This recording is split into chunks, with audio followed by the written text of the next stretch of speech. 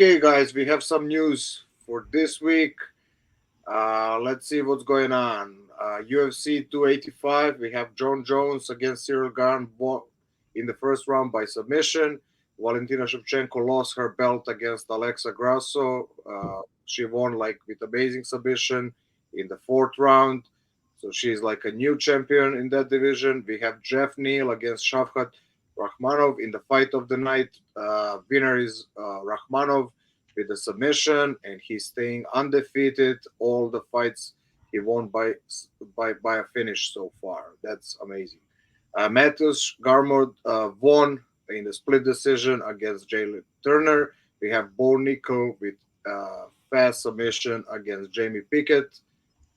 In the prelims, we had Cody Garbrandt against Trevin Jones. It's snooze fest, win by decision. Derek Bronson lost against Drukis Duplessis. Amanda Ribas won with a unanimous decision against Viviana Araujo. And we have Mark Andre won with KO TKO against Julian Marquez. In early prelims, we have amazing performance from Ian Gary, won by KO TKO in the third round in the last minute. We have Cameron Simon won by majority decision against Mana Martinez. A very interesting fight. We have Tabata Ricci won by submission against Jessica Penne. We have also Farid Basharat won by unanimous decision against Blackshear. And we have Loik Radhabov won against Esteban Ribovic with unanimous decision. For the next week, we have really interesting fight card. Peter Yan is going to go against Davishvili. We have Alexander Volkov against Alexander Romanov. We have Nikita Kirillov against Ryan Spann. The event from the previous week, it's going to be now rebooked, and we're going to see that matchup. We have Ricardo Ramos against Austin Lingo. We have also Said Nurmagomedov against Jonathan Martinez. We have Victor Petrino against Anton Turkal. Okay, Alexa Grasso won the title and become officially current Mexico champion in the UFC. That's amazing. Mexicans are taking over, I guess so. That's right.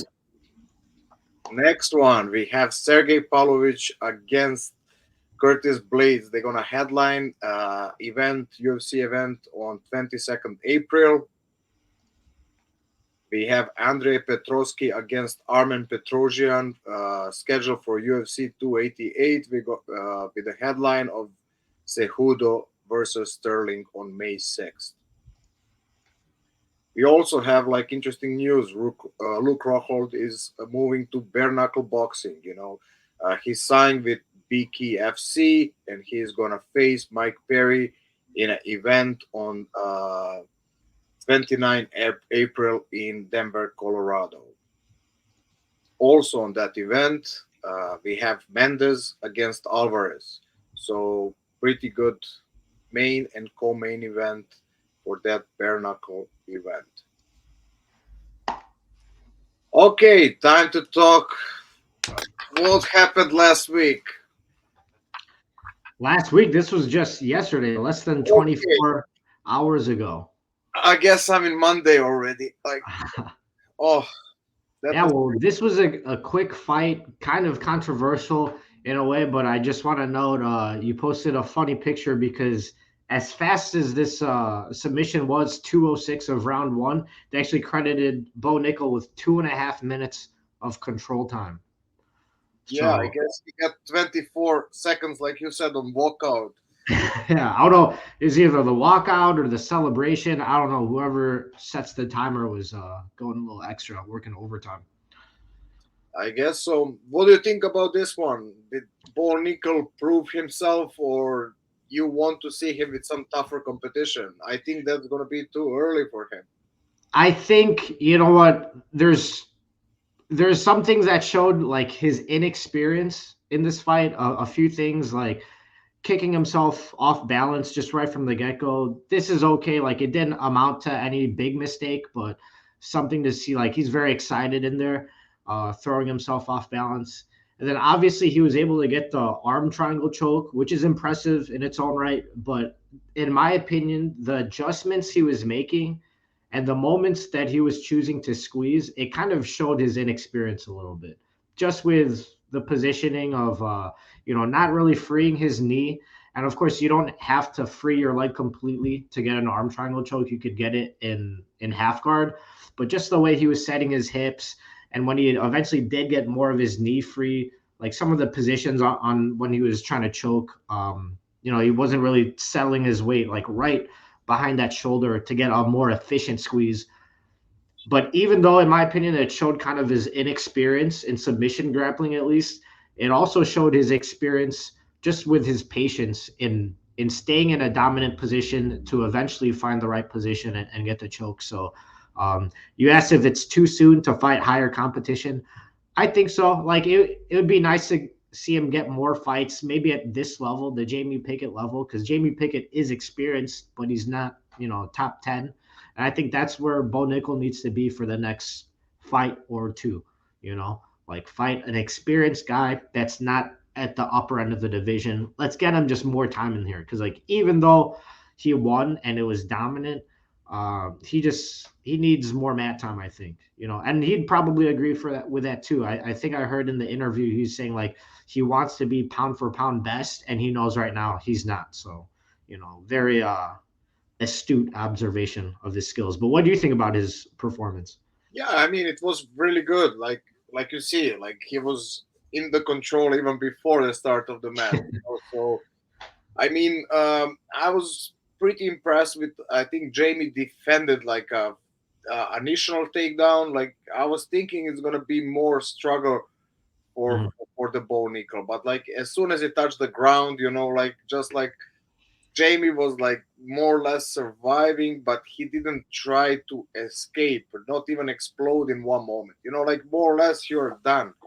Take a risk. I think Yeah, more experienced guys would like try to do something to at least try to escape, not just like to try to survive and like muscle up with like protecting that pocket, on yeah, that side. But it is how it is. Just like we didn't still see like for him going to the diversity, like yeah. going through some fire to get a win. Like what, let's say the similar guy who had like a same hype, like a Kamzat, what he had after the match against Durinho. Mhm. That really like show okay he can go and he can push through the fire. I would really like to see first time in the Bone Nickel get in a position like that, how he's gonna end up. I like that you brought that up. I'm going to bring that up later when we get further down this card. Those Yeah, I was pivotal thinking. matches, Yeah, I Um, was thinking the same. I noticed during the submission attempts that Jamie Pickett was saying something. He was talking to Bo in there. I was like, oh, that's weird. I wonder why he's talking. And I actually didn't notice this during the fight, but did you see that low blow, the knee to the balls? No, I missed that. Yeah, so actually Chris texted me, Chris Lopez, he texted me, he's like, what, they're just gonna let Bo get away with that low blow? I didn't even see it. And then apparently they even showed it on the replay, and none of the commentators saw it either, or they didn't say anything about it. But I've seen a lot of people, there's a bit of controversy about how he got that takedown because it was easy, but he did set it up with a knee to the balls. Oh, interesting, interesting. Like I Yeah, guess it was like a night of kicking or kneeing in the balls. There was like a couple of those. I think four or five yeah. different. Yeah, it was a lot of. It's I it's a guess veteran move. You're allowed to kick to the balls as long as the ref doesn't do anything about it. I agree. Let's go to the next one. This one, I think, like we said, and actually, is this the only one on main event, if I'm not mistaken, that went uh, Right. to the decision? Like we said, that this is going to be the most competitor matchup, and Yep. I mean that one and the next one that we're going to talk a little bit more about it. Really, were the only one, or maybe even like we can say co-main event. It was. Yeah, but like this is the only one that went to decision. Talking about that, I think Gamrot did what he was supposed to do. Even though he was hurt a couple times, he managed to push through. Like what was really boring for me, and why I didn't pick him, it was like fast turnaround after he lost. But like he showed like why his score is like there where it is. He's like I think 22 something and two, and one of those two was like few weeks ago. So that's the reason why he was like a double champion KSW, why he's so highly ranked. uh, he's just good in what he does. Mhm. And I'm honestly surprised that Jalen didn't prepare a little bit better, because he didn't try that hard to get in some positions out of his back. And when he was punishing Gamrot, I'm surprised that he really didn't, how to say, keep it in and out, and to allow Gamrot to use his best weapon. It's just like I think he didn't prepare good enough for this one. And even if you see the strikes, Gamrot won in that in that part of the, even though I think that Jalen had much powerful strikes. And honestly, it is how it is. It came to the split decision, and what to say, like Well, I agree. Like he was definitely not prepared for Gamrot, and Gamrot is that savage of a grappler.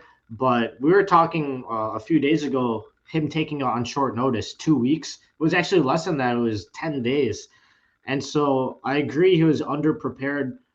In hindsight, if you're in Turner's corner, like, should you have taken this fight? He's on a 5 fight win streak, all finishes.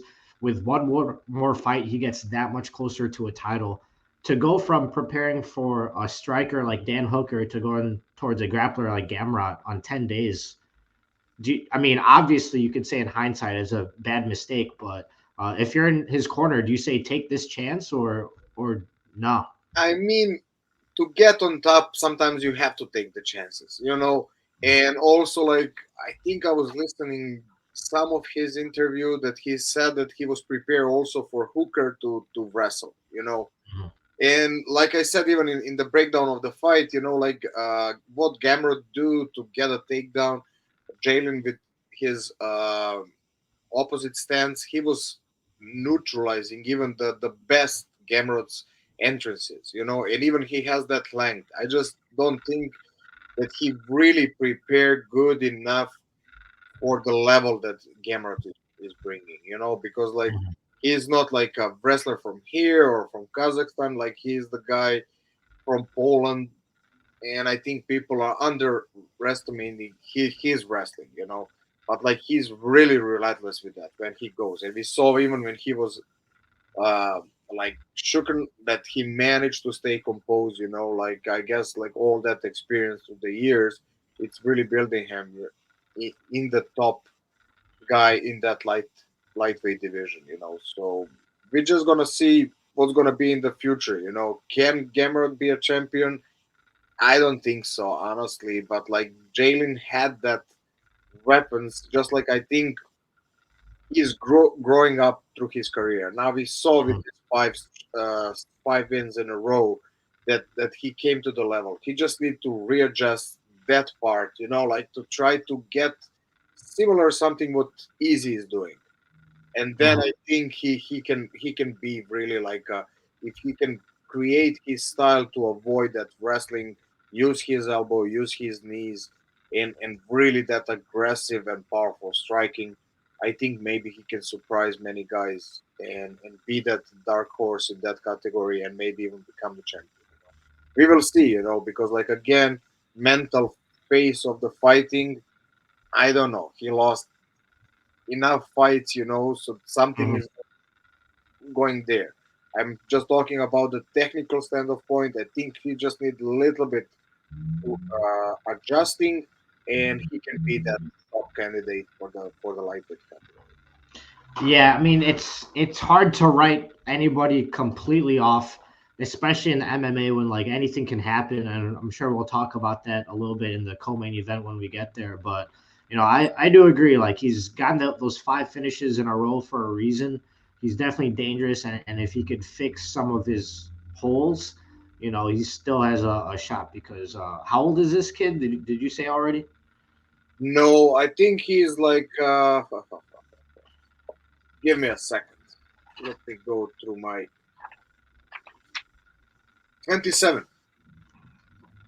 Yeah, so we've seen older people get to the title and win. So it's Yeah, just a matter of fixing the grappling for sure. yeah. There's like five difference between I think him and Gamrot. So Yeah.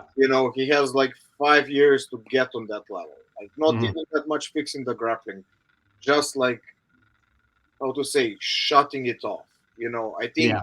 just like if he copy paste what Easy does, that's gonna be his like how to say uh, roadmap to maybe like a way to the title or at least crack to the title. For sure. And you got the sense that every time he landed on Gamera, like his strikes, and he wasn't even putting a lot into it. He's just, very accurate, very precise, and, good technique.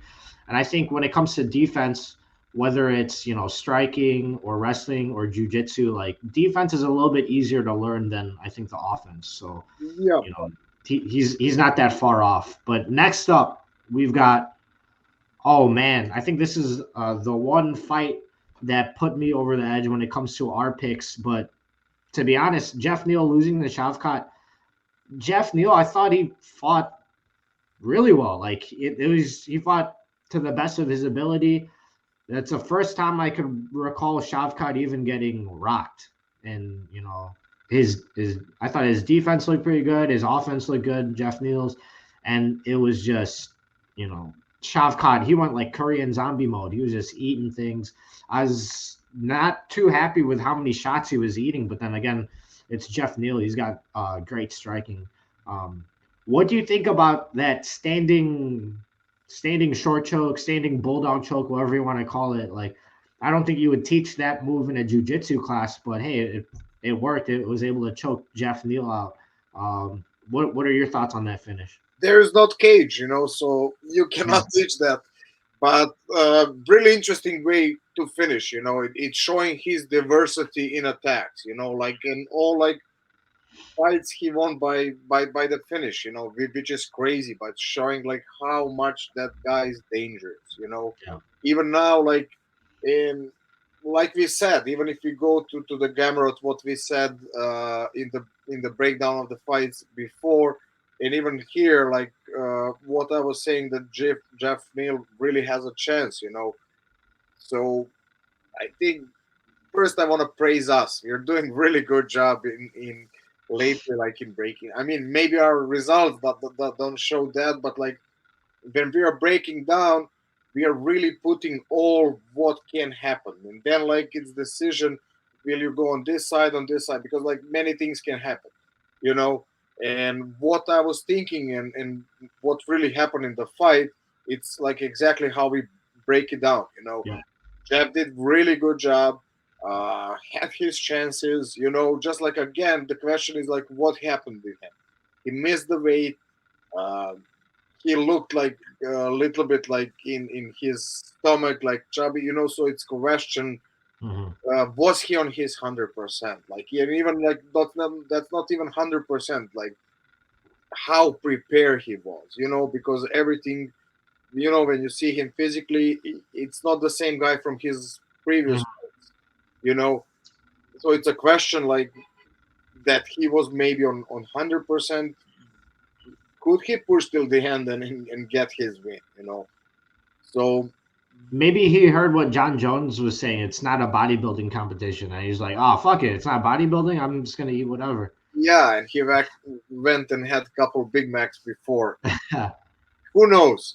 Really, who knows what happened? But like that's all the red signs, like alerts that maybe cost him this fight. But even like that, he really showed like really hard. Uh, he pushed. He was trying to get that W. So what to say? Really great performance. Like, and even like he got a bonus of fight of the night, even though he missed his weight. Yeah, I was So kind of surprised by that. yeah, that's saying something. Like how good that fight was. Mhm. And then on top of all of that, what we can say about Shavkat? Like he managed to get, like he walked through that fire. Yeah. Oh, he's amazing. Yeah. Yeah, and he managed to get even finish at the end. Like so. It kind of reminded me, like, this is the fight I'm talking about, of Kamzat versus Dorino. You know, he got dropped. It wasn't an easy fight. I thought if it went his way, like, it would just be all Shavkat's offense. But Jeff Neal really made him work for it, and I got the sense. There's only 43 seconds left in the fight. I got the sense this was going to be his first decision win. Like, it was going to actually go all 3 rounds. And just like how he always does, he didn't really rush to get a finish. He saw the opening and he took it, but I don't think that he was, you know, um, rushing to get that and forcing the 100% finish rate. So, um, do you think that he's ready to fight for the title after this? Maybe. I mean, he's probably going to get another few fights, but how do you think he stacks up against Edwards? I mean, against Edwards, I think great. Against Mm. Usman, I don't know. But I Yeah. think also what we were saying about Valentina last for her last fight. Maybe I'm thinking the same about Usman. It's question how much he can push, especially with his knees and everything that's going Yeah. on. Like he's at the end of his career. So Well, actually, interestingly, he called out Kobe Covington after his fight. Did you catch that? oh yeah, yeah. I think that's gonna be interesting fight. I think that's a great fight. Like, stylistically, I love to see it. And Shavkat Rakhmonov, he's someone that, like, a lot of the hardcore MMA fans, they know about this guy. They've been paying attention. But maybe this is the first time some casual fans have seen him fight, or really taken notice because of the John Jones card. And to call someone out like Colby Covington, this is, I think, great for his stock, because Shavkat's probably not going to talk a lot of shit, but Colby is, if he gets that. I'm interested to what kind of name he gives Shavkat. Colby's the master of giving people nicknames. Yeah, and I think it's gonna be perfect match for him because it's gonna give him so much eyeballs. Like Yeah. Kobe really brings like a lot of um how to say, not hardcore casual fans. Because with his shit talk and everything. Like so that's gonna be interesting to see. I think that's gonna be a good match for his career. Just like stylistically watching, like I think Kobe can make a lot of problem to him. Like I said, I think very Shavkat is the, how to say, not the worst, but like thinnest is like when somebody put him against the cage. I think that's his Achilles heel. So I think Kobe can do that and then like wrestle, and he has cardio for days. So it's gonna be interesting to see. But like I think if Shavkat connects couple and manage to stay away and with his finish rate and finding, I think he can finish Kobe easily. It can be his maybe easiest match or the worst nightmare match. Right, right. That's make it really interesting, and I would really like to see that match. It's funny. After this pay per view, I'm ready to see Shavkat just get right to the top. But I was saying the same shit 1 or 2 weeks ago about Jack Della. Like, welterweight division, I feel like the new blood is coming, and they're ready to push the top of the division right out of there, because there's a lot of, like, promising talent coming up. Shavkat, Jack Della, you know, Yeah, it's I mean that would be also interesting. interesting. That would be also interesting matchup, but again for Shavkat that's not good because like Della is not even, I think now, even not even close to the top 10. I don't know what's his ranking, but like that would be pretty good matchup, I think. Yeah. As a fight fan, you'd love to see it, but, like, as a promoter, you don't want these guys knocking each other off their path right now. Yeah, not in this point. Okay, let's go to co-main events. Woo! Viva la Mexico! Right here. Yeah, Bro, we have to support Mexico. We are forced. yeah. Blink twice if you're being held hostage. Um, bro, I was not giving Alexa Grasso a puncher's chance, and that's like the only thing that you could give a fighter. I definitely wasn't giving her a submission chance, and that you were I okay Go a back, listen. submission chance. I said surprise submission is possible. Okay, all right. Yeah, Well, that's the thing is like Valentina Shevchenko, if she's been slipping at all, I think she's showing her holes in the defense, the grappling department, but this was something else. She wasn't taken down. This was a very opportunistic. Alexa Grasso capitalized on that spinning back kick, and it was just a beautiful. There's zero fat to her technique. As soon as she saw the opening, she took it. It was it was the end as soon as that kick was thrown, and it's pretty cool. She said that they drilled and practiced that sequence specifically. Getting the back off of the spinning back kick and shit, I believe it. It was textbook. Um, damn, it almost looked like Shevchenko didn't want to tap. Like she was definitely like holding back, giving every last second. And man, I was you surprised. saw the squeeze, the difference. Oh, dude, yeah, her whole face was red, and then just that fucking stripe across the face. Crazy. Man, and like her boxing looked good too. I think she stumbled Shevchenko. She landed solid shots. Probably, it wasn't a knockdown, but she probably hit her cleaner than Amanda Nunes was able to hit her. Yeah, like I think that change that we did, and she was going to the southpaw. She was very effective, you know. Yep. And Yep. talking about like exactly, I was looking what I said. I was like, I don't know. She can push the pace, but like she doesn't have the muscles, And we saw that when Yeah. Valentina took her down, start molesting, Hmm. like. But like you can see that Valentina didn't want to be that much in that fight. She was looking the easy way to get a fight. How to say on smart way. Like okay, I can get her here, and that's she was going for that. She didn't want to struggle, try to exchange the punches. Like as soon as like she was going on the easy way. And that's what I was exactly saying. Like that was like someone else, I would go against Valentina.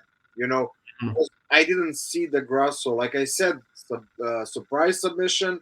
I saw that, and also like only like in the wrestling department, and we saw that she really struggled there, and like also like in punching, but like with that change, she had that what she needed. But again, even like with that, she was a little bit behind. I think she had to push more pace. Like again, even like she was getting some success from the southpaw, then she was switching to the orthodox, and then like resting. Like no, if you want to be a champion, you need to push the pace. But like it happened what it happened, and she managed to get that back and win. Like it's a question that she didn't manage to get that surprise submission. I think Valentina would stay even like this time champion, and then I Hmm. think Erin would like mold her in the in I'm guessing that would be the next matchup. Yeah. So I don't know. It's just like everything has the end. And I think this is the end of Valentina Shevchenko. Like she had amazing period, and I guess like talking about how the categories are catching up. Like I think the commentary had really good story. Like when the Anderson Silva lift middleweight. Like I think now John Jones will elevate heavyweight category. Because like I really don't see who can catch up to him. Like now we see a couple of girls that really came to the level to catch up with. We have Alexa Grasso, we had Santos, we have Erin, and a couple more girls, like even in front of Erin, like that would come to that level probably in the fight or two. That Valentina just like, you know, she didn't elevate her level. She stayed. but there's also age factor. You Right. know, she have a wish to fight, so that's all normal. You know, like people are It is, people. and we've seen this play out before, like with Amanda Nunes, losing to Pena in their first fight. Was she really motivated for that first fight? Well, maybe not, and then she lost, and then she did well in the rematch. Same thing with John Jones, and we'll get to that. Like he was talking about losing the motivation, and maybe he was so good that even though he wasn't motivated, he was just barely able to win those fights. And Shevchenko, I think it's the same thing. How motivated is she to get whatever? Like she's already got the record for most defenses in a row, right, for women. But Yeah, how motivated is she to fight Alexa Grasso? Maybe not that much. And this time it she was on the wrong end. yeah, So I maybe agree, and in the rematch it's different, and it sounds like she does want a rematch. I mean it is, but like honestly, let's see. You know, like the motivation and the head, I think it's like a muscle number one. You know, like and Mhm. you can have all the skills, everything. If you don't want to be there, if you don't want to push and grind, the hunger person will win. Like I Yeah, think if you see motivated Valentina, it's an easy matchup for her because now she can adjust like to the things what Alexa was doing from the southpaw, you know, and she saw like that she's really like dominating in the when they hit the ground. So just now she needs to again be aware of those. Like maybe they're gonna prepare some nice submission, you know. But like I think from the back, Alexa doesn't have that level of jiu-jitsu to finish Valentina. You know, this was like agreed. one of the, you know, when you take the back, that's it. So Valentina just have to be careful about that, and I think it's gonna be easy victory for her. And maybe that this is even lucky scenario for her because she will get another fight, uh, probably like get the title back, and then go. I think like against Erin. She will not have the chance. You know, it's just Yeah. like it's gonna be exactly that high level ground, and she will expose Valentina. You know, and maybe like end of the career. But let's see. You know, it is I how. think whoever ends up fighting Aaron Blanchfield between these two, I think Aaron Blanchfield, she's probably pretty excited after seeing what happened last night.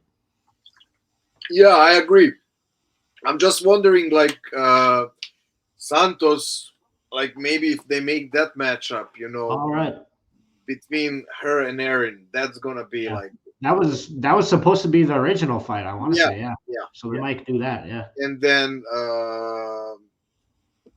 Andrade jump in, you know.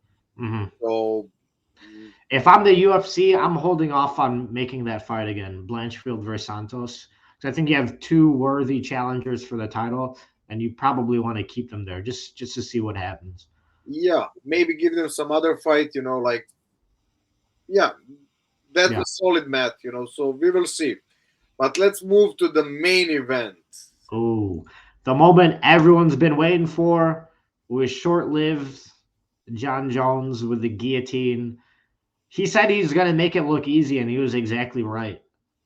But when you see like an easy and a dominant performance like this out of John Jones, like how much are you impressed versus how much are you just disappointed with the performance Cyril Gahn had? Or does it not even matter? Like whatever kind of performance Gahn was ready to give, John Jones was gonna win anyway. Were you impressed? I was very impressed, but like more or less, I expected like that. And later we're gonna see like what I was betting on. You know, like it's just like people forget, and you nicely said like about last, and everybody's like catching on the Jones last fights. You know, Mhm. but he's the different level than every other athlete I think in MMA. You know, just his talent, his cage IQ, finding the solution to win the fight, experience that he has. You know, it's other level than I think everybody else.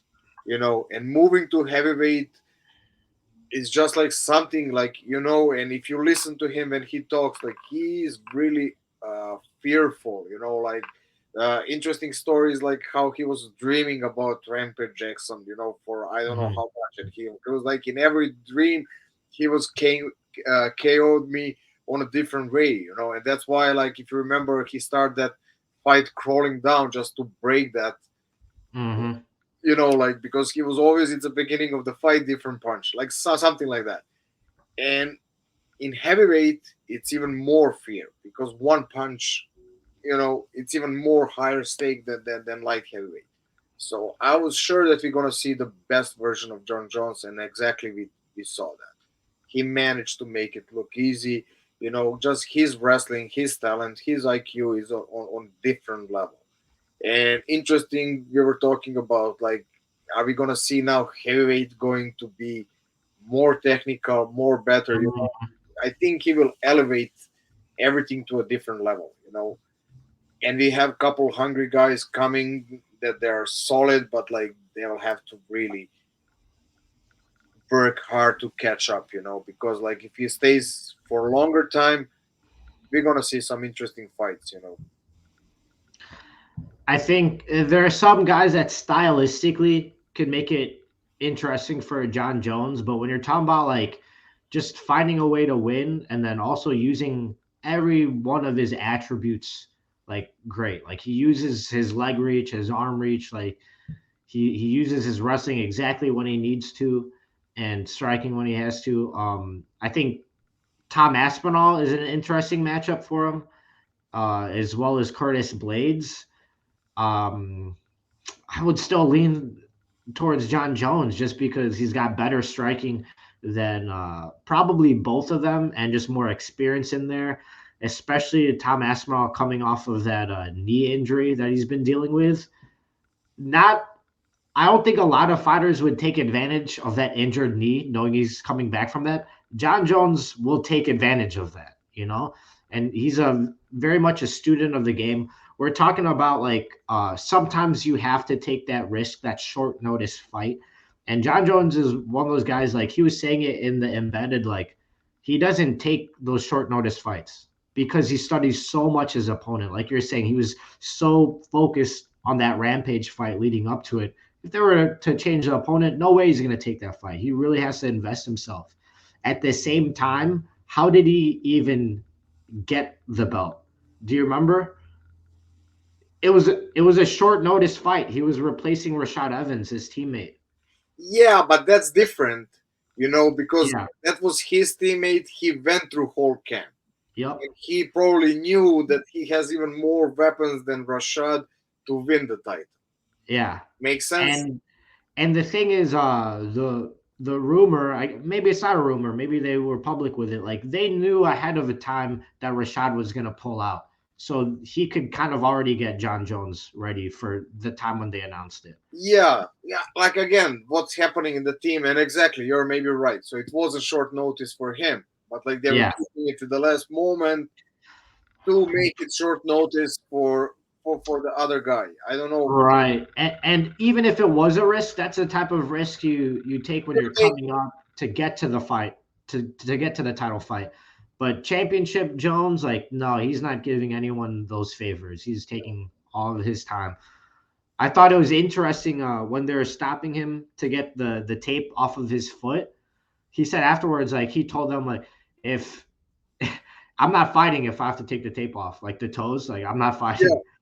And I believe that, like that he just would not even step into the cage if they made him take the tape off. So No, and that's super weird, like how like he functioned, like because like so much like talent and everything, and he just like has everything. It has to be like that. I cannot do it because I didn't train like that. mhm. I even remember like in my last fight, like I was like, I don't know, I had booked one fight, then I had staph infection, then I booked second, then I don't know, it was like some problem. And talking about that, you remember that a couple weeks ago I was telling you like Deaton third, like that guy that lost on the choke from the help me say, you remember that I told you. I'm like, how I know this guy? I was supposed to, Oh yeah. yeah. You're supposed to face him, yeah. Yeah, yeah. And then after that, I was fighting with another guy, and that night I was like completely clogged, like I felt like I'm getting sick, but Mhm. adrenaline and everything, like I was still okay.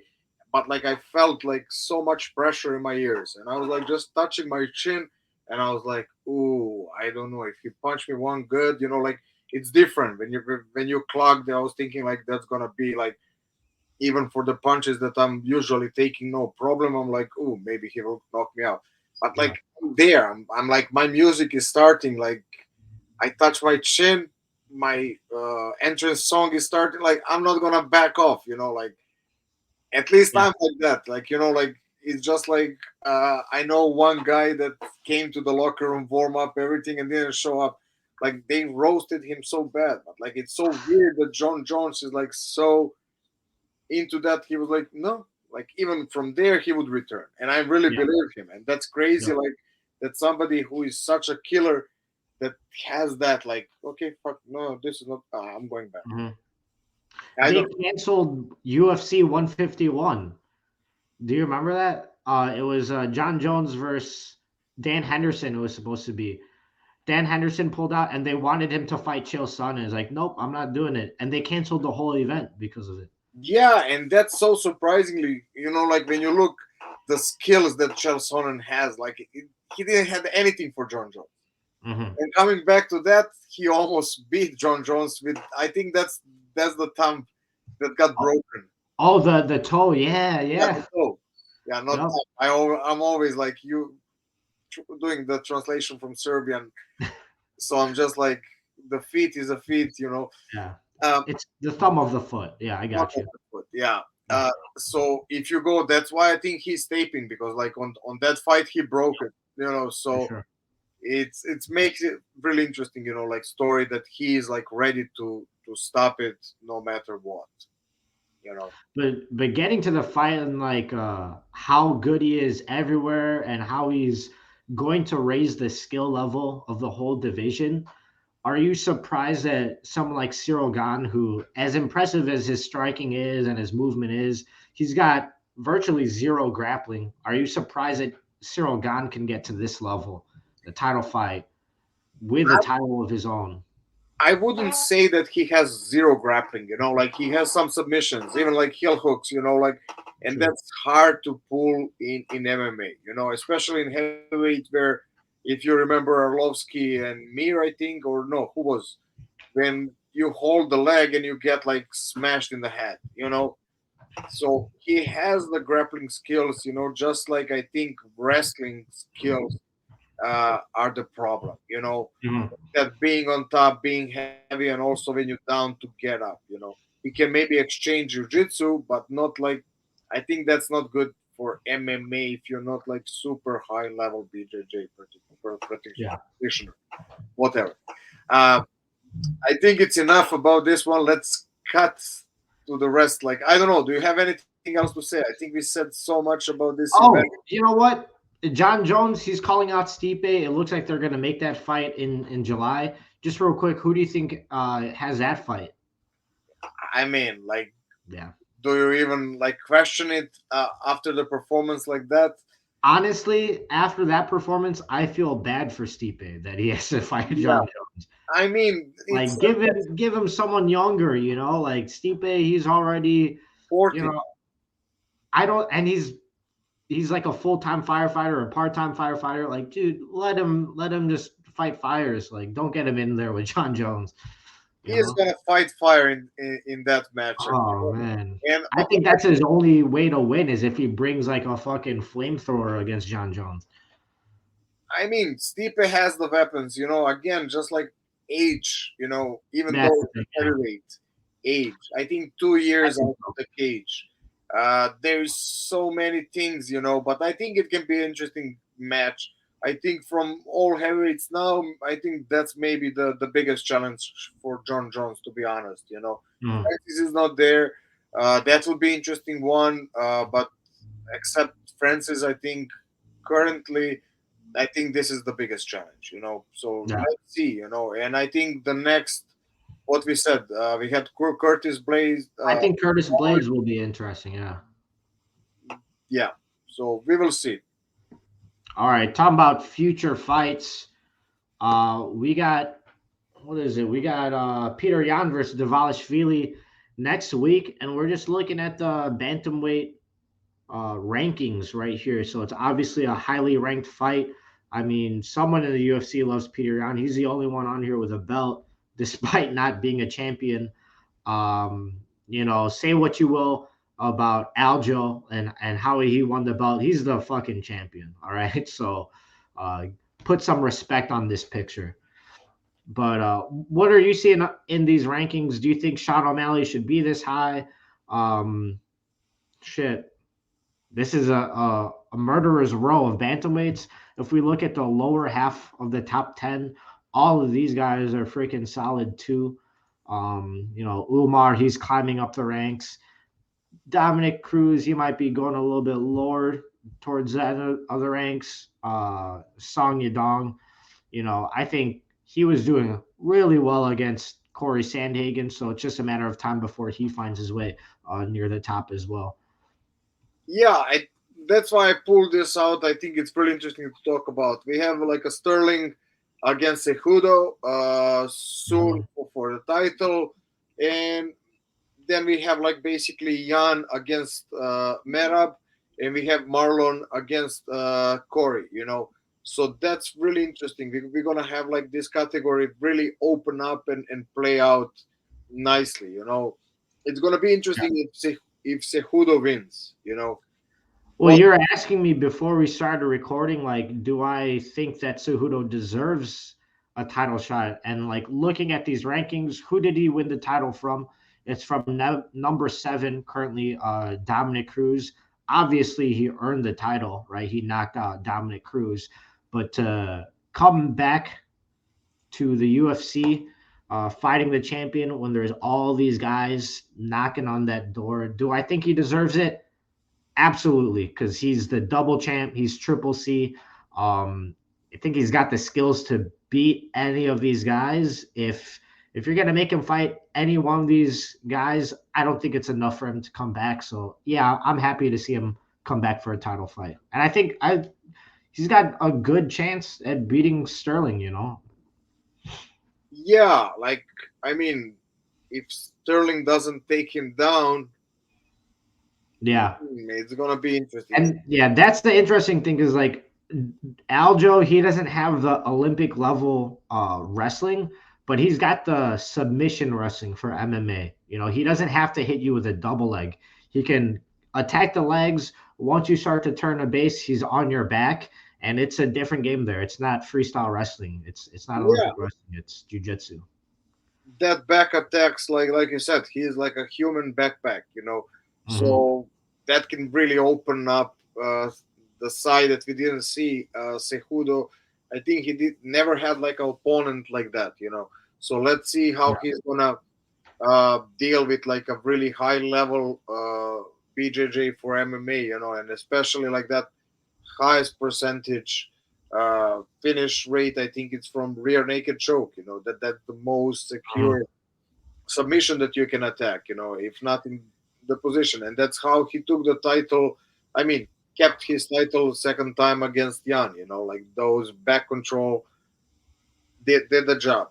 That's the only thing I think what really made the referees to give him like those 2 rounds that he spent Right. on Jan's back. But if you go back to that, I think even he didn't like really want that position. Jan did stupid mistakes 2 times and expose his back. And I think Cejudo will not do that mistakes. He's really one of the best brains in MMA, and I think he will prepare properly. And I think he will maybe even like again surprise everyone, even though I don't think it's a surprise him winning the Yeah, title. I mean, he's the champ. He never lost his belt. He left on his own.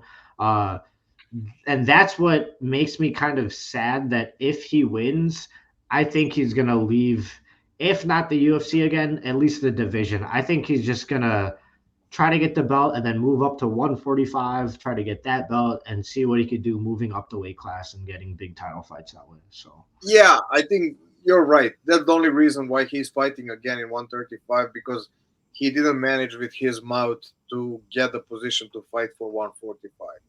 And now yeah. he's like, okay, I guess I have to do this to get that. I think, yeah, that's Mm. what he's aiming. Like, he's really awkward guy. and I think he Yeah, wants to prove what nobody else did. So that's the only reason why he's coming back. he's a really awkward guy, but he's one of the best. All right, I what agree. else we got here? I agree. But we're talking about the motive why he's coming back. Okay, here we have prelims for um, next Saturday, and like Yeah. for event what we said, Merab against Jan. Uh, I wanted to talk about like amazing matchups, not amazing, the number of matchups that we have now on the cards.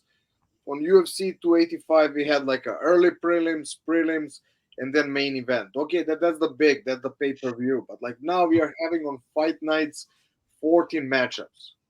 You know, so I just wanna like, who the fuck are most of these guys? You know, I don't wanna say anything bad, but like let's go about like there's like 4 events this month. I think more or less there is every week event, and we have so many people, like on the rooster now, like in events are like one behind the other. It's so hard to follow everything. That's why like people ask.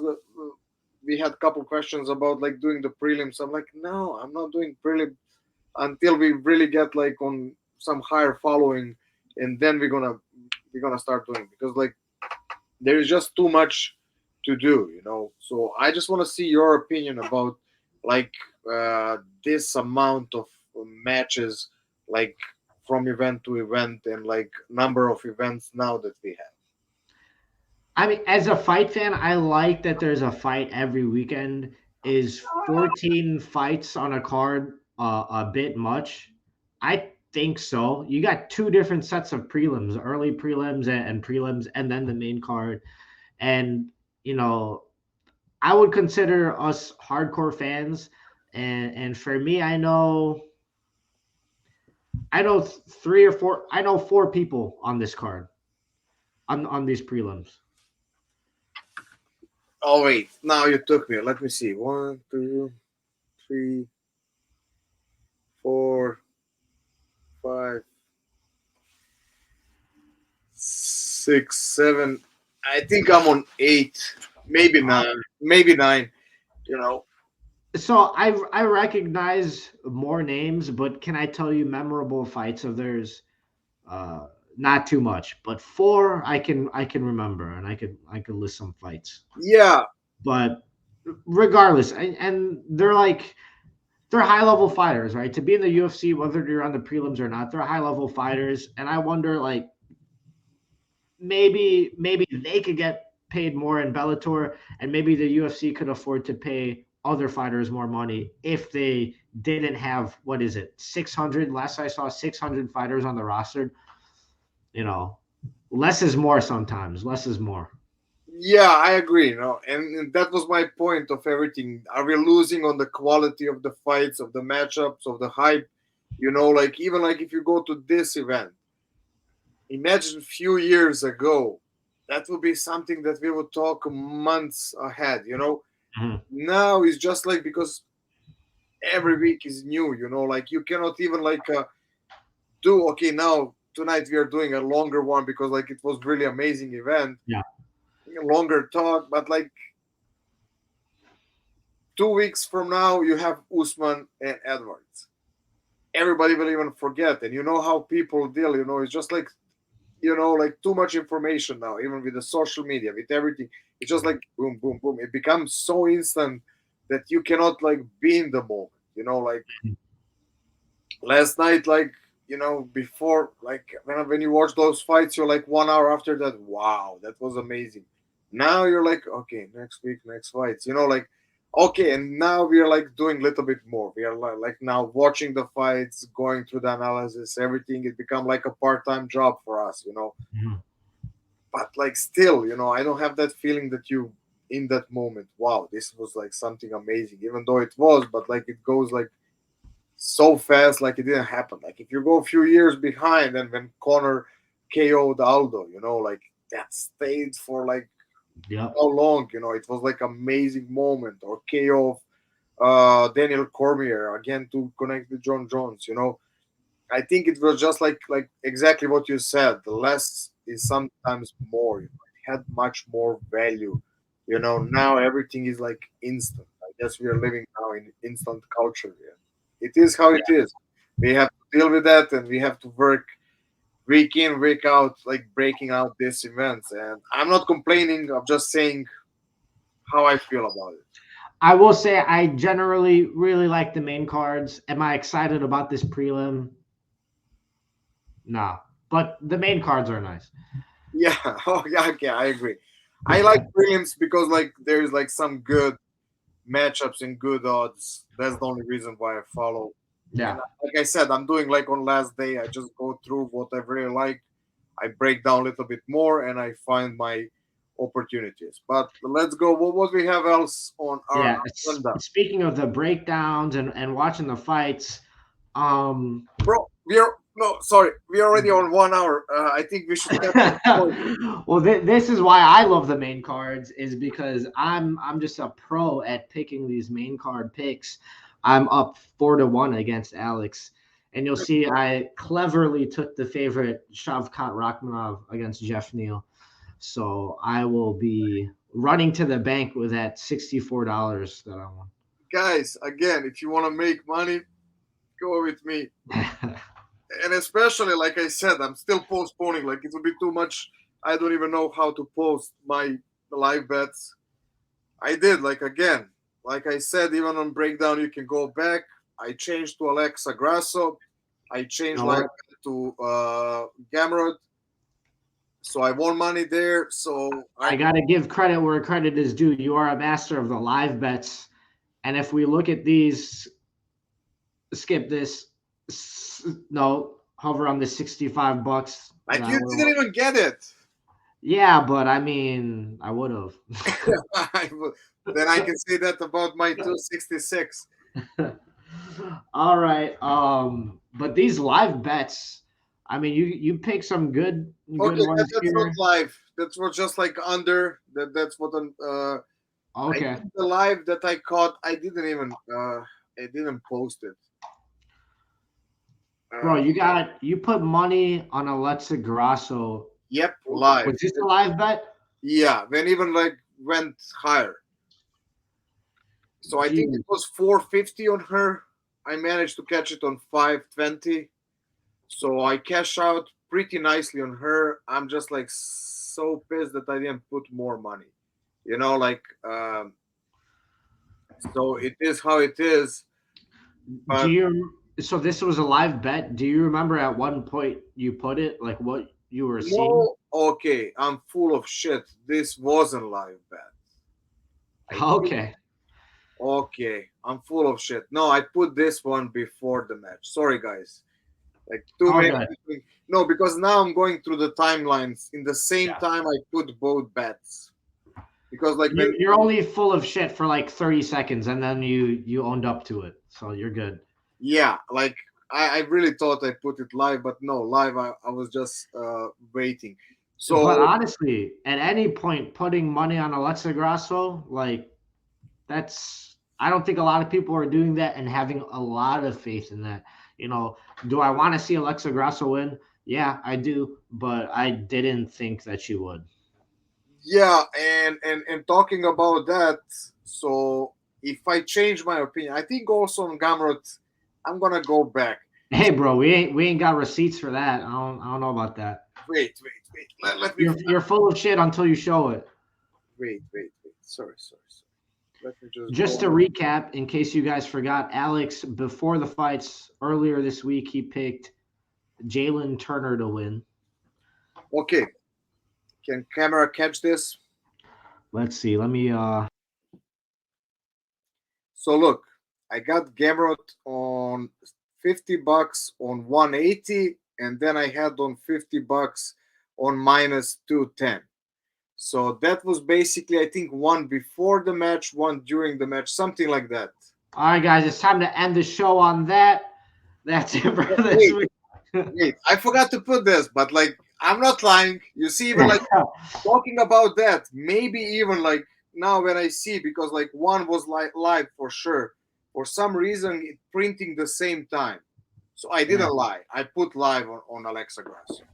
So Okay. I was just thinking by the receipt, But no, no, it was live because I remember it was live, and then I was looking ticket, and now I saw also on the Gamrot for some reason in printing the same time, but like it was like for sure at least 5 minutes difference because you see how much the odd oscillated Yeah. from plus to 160 to minus 210. So talking about that, I changed those two. Okay. So yeah, but it was live, so it Oh doesn't yeah, matter. just let's look at the score though. So who made the calls the day of? I mean, you know the deadlines we give ourselves. One Wednesday night we put our picks No, we said until Friday it can be changed in. or Saturday morning. Okay, live doesn't count, but like, uh, guys, I was good in. So when you're listening, listen to me. Don't listen to Patrick. It You was can a get good weekend. Good weekend of fights. I was mostly right, obviously.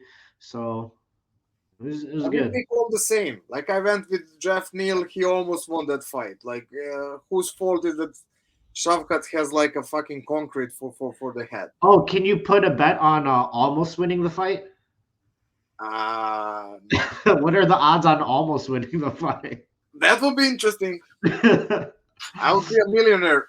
And I Almost guess I would be the only one. There's like many guys that are like, that was like so close. right. Fuck it.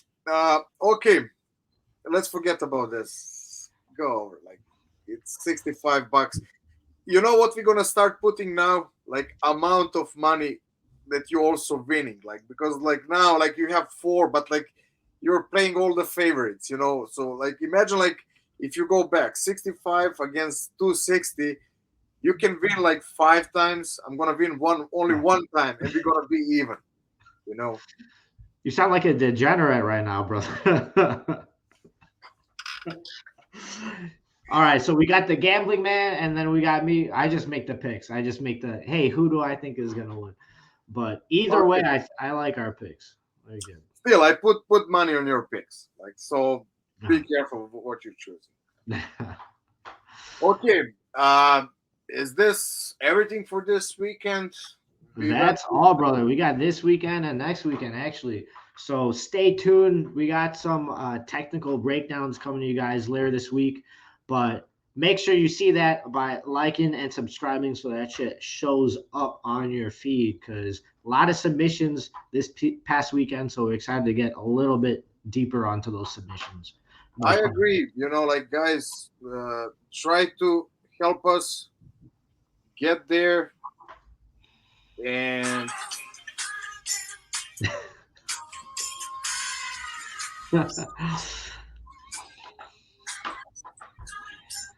yeah. All So right, bro. ring that bell, and see you soon.